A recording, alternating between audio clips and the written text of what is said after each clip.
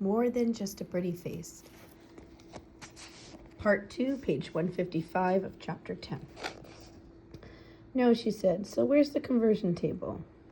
What? In history, in math we convert from feet to inches and centimeters and stuff. So for historians, how many brown people are equal to one white person? Is there a formula somewhere no one told me about? Koval let out a deep breath and ran a hand through her hair. Okay, you're right. But all this was a long time ago. Like all of history? Yes, look, you're not wrong. Okay? But I'm just saying, it doesn't matter now what happened back then. What matters now is that you do well in Renaissance, man. My parents are going to be there, Danielle. I need you to do well because she took a deep breath like she was diving into deep, deep water. I think you like me a bit. Not gonna lie, that threw me off. I sat back down slowly. Yeah, a little bit. Her eyes were fixed on the notes that lay on her bed, all disarranged now. I found myself wishing she would look at me. Her voice was difficult to read. There's someone coming to see me soon. A guy with his family for arranged marriage and stuff. Oh, he's a doctor. He's going to be a cardiologist.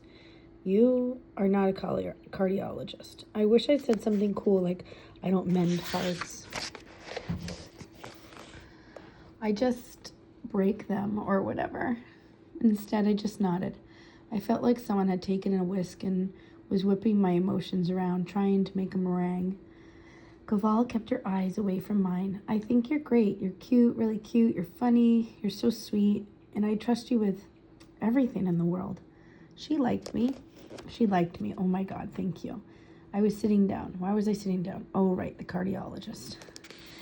What did any of this have to do with Renaissance, man? What's going on? I'm confused. I said, you're saying you like me. Like, yes. Now she did meet my gaze, and I could tell that she thought my reaction was adorable. A very little bit. Wow. She grinned. And then, just like that, grew serious again. But that's not everything, not in real life. My parents won't be cool with me walking away from a really good prospect because I like you. They're practical people. So you need to do well in Renaissance, man. I need you to win. You've got something of a reputation as not being, do you really want to be a cook, Danielle? That isn't exactly a viable career path. You can't raise a family off that. Chefs have families, not like ours. I didn't know what that meant. But she went on without giving me a chance to ask. You're great, okay? This is your chance. You can win Renaissance, man. That would prove to my parents how much potential you have. I could talk to my dad and he'd get you into college. Koval, I said, I'm not going to college, not with my grades. No, listen, my dad has a lot of friends in Pakistan who can arrange for you to get into the school there. You can get a degree and come back. No one's going to care what your high school. Pakistan, I laughed. It was an odd thing to do, to laugh just then. But that's what we do when we hear absurd things, right? I couldn't believe what I was hearing. Are you kidding? She shook her head. You want me to go to Pakistan? Not forever, just for college. What's the big deal with college? What else are you going to do with your life? Koval asked. I opened my mouth to answer, but then stopped myself. She already knew the answer to that question. She just didn't think it was a good answer. I don't need you to think, Koval said. Just do what I say, okay? It will work out. She hopped off her bed and walked over to the dresser. There was a printer on it, and I hadn't noticed. I made some notes for you. Write something based off these. I'll help you polish it. Tell Tippers what he wants to hear. I'll stall the cardiologist. You're going to stall him? My parents won't be happy if I say no, she said. And besides, he's a good fallback, Koval lightened her tone, so I understand she was joking in case you screw everything up. I'd spent a lot of time imagining the day that Koval Savari would tell me she liked me. I'd expect something magical, something wonderful, like those scenes in movies where finally blossoms to rising music. This was not that. I looked down at the neat, color-coded, meticulous notes Koval handed me. It was obvious she cared about me. She wouldn't have gone through all the trouble of writing this stuff out, of planning this crazy fantasy of me going to Pakistan and coming back armed with a degree, somehow capable of winning parents' approval if she didn't. It wasn't what I wanted, but it was something, right? Koval obviously believed in my ability to do well in Renaissance Man. which was more than I could say for anyone else. It was enough. It had to be enough. I smiled. It took some effort, but I managed it. I guess I should go read all this. I waved the sheet of papers in my hand. Thanks for these, and I'll think about everything else. What do you have to think about? I'm your dream girl, right? She said with a grin, which faded a little when I didn't say anything. Just don't tell anyone what we talked about, okay? I want my parents to find out that I'm helping you with this. It has to look like you're smart on your own. Also, I don't think Sarab would like it. Why not? He wouldn't think he'd be bad for me or anything. Then what's the problem, I asked? I'm pretty sure he'd think I'd be bad for you. What were you guys doing upstairs alone? Not good. Sarab had walked through the door just as Kaval and I were heading downstairs so I could leave. He didn't smile when he saw me, which was a bad sign. Everyone smiles when they see me. I'm the best bowl of ice cream in the world.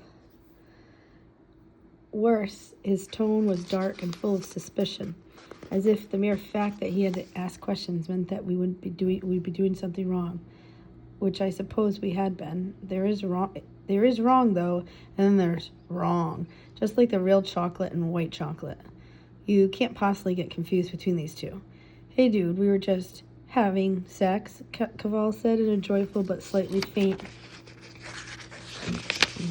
tone of Disney princess who just discovered talking animals.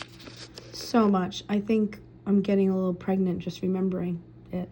I should go lie down. With that, she spun around, leaving her sputtering, embarrassed and speechless twin brother alone with me. Neither of us spoke for a moment. Then I said, I think I did pretty good my first time. I told you before, haven't I, that you're not funny. Yeah, no one believes that. More seriously, I added, listen, we were just working on school stuff. You know, better than to be alone with her. She'd know better. The girl is out of control. It seemed to me, honestly, that Kaval was in total control pretty much all the time, but I didn't think of saying so would win me any points just then. Where were you, I asked. At the mosque. That was when I noticed a white cap on his head and the fact that his jeans were rolled up above his ankles, which I'd been told was protocol for prayer. He was also wearing a tee that said Cat Stevens on it with big blue letters. I had no idea who the 70-year-old British musician was until Sorab told me he was a fan. If Stevens hadn't converted to Islam and started doing religious songs, though, I don't think Sorab and his friends would be all about him. It was like Christian rock, I guess, except, not Christian. Aren't you going to roll your pants down, I asked. Sorab shook his head. The early Muslims wore their pants and ankles over their ankles all the time. I'm starting to do it too. Fashion had come a long way in 1400 years, but whatever. I just wanted to get out of there and think about what Kaval had said. I hadn't come close to digesting it yet. I waved Kaval's notes in his face. I have to go work on this stuff. Sure, fine. Then, as I was almost past him, he asked, have you spoken to Entazar? Is he still upset with me? Yeah, you're dead to him, I said, but don't worry. With the religious books you're reading, I'm sure you'll pick some stuff up about resurrection. Sarab shook his head, but otherwise ignored my brilliant joke.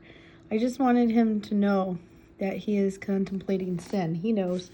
Well, still, important that I tell him. Reminders, as the Quran says, are good for the believers. Yeah, I told him, but so are friends.